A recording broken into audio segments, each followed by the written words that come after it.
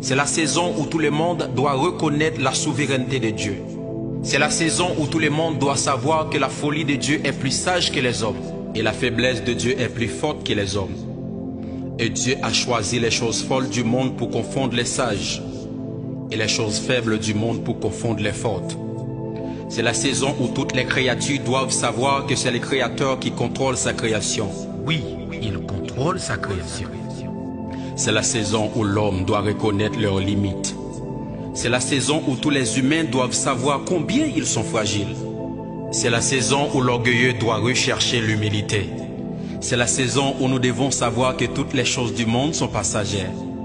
C'est la saison où toutes les nations doivent fixer leur regard vers le Très-Haut afin d'obtenir le secours qui vient de la montagne de l'Éternel. C'est la saison où ceux qui possèdent les richesses de ce monde doivent savoir que la vraie richesse c'est Jésus. C'est la saison où tous les satanistes doivent arrêter et sachez que l'Éternel est Dieu et c'est lui qui domine sur les nations. C'est la saison que l'humanité doit savoir que c'est l'Éternel qui guérit toutes les maladies. C'est la saison où tout le monde doit savoir que la vraie protection vient de Dieu, car celui qui veille sur Israël ne sommeille ni ne dort. C'est la saison de savoir que celui qui demeure sous l'abri du Très-Haut repose à l'ombre du Tout-Puissant. C'est la saison où nous devons savoir que l'argent n'achète pas tout. C'est la saison où toute l'humanité doit savoir que c'est Dieu qui contrôle les temps et les circonstances. C'est la saison où le monde doit savoir que ce n'est ni par la force, ni par la puissance, mais c'est par mon esprit, dit le Seigneur. C'est la saison où nous devons savoir que si l'Éternel ne garde pas le pays, ceux qui les gardent, gardent en vain.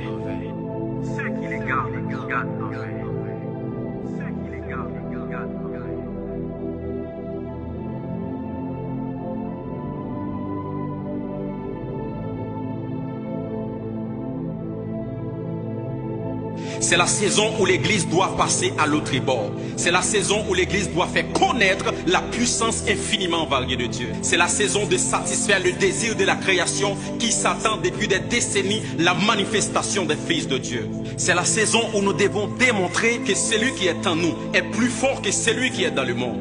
C'est la saison que l'Église doit réveiller enfin du sommeil. C'est la saison où nous devons bannir la religion et laisser le Saint-Esprit agir au milieu de nous.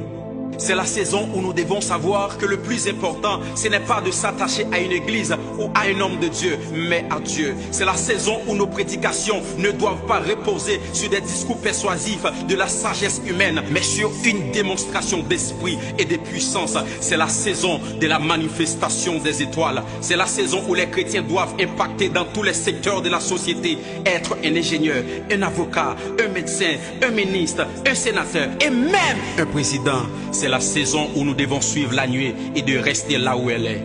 C'est la saison où nous devons savoir que le Dieu qui répond par le feu, c'est lui le véritable Dieu. Oui, c'est lui le véritable Dieu. Oui, c'est lui le véritable Dieu. C'est lui le véritable Dieu. C'est la saison où nous devons prêcher la bonne nouvelle du royaume au monde entier sur toutes les plateformes et gagner des âmes pour Jésus. Oui, c'est la saison. Oui, c'est la saison.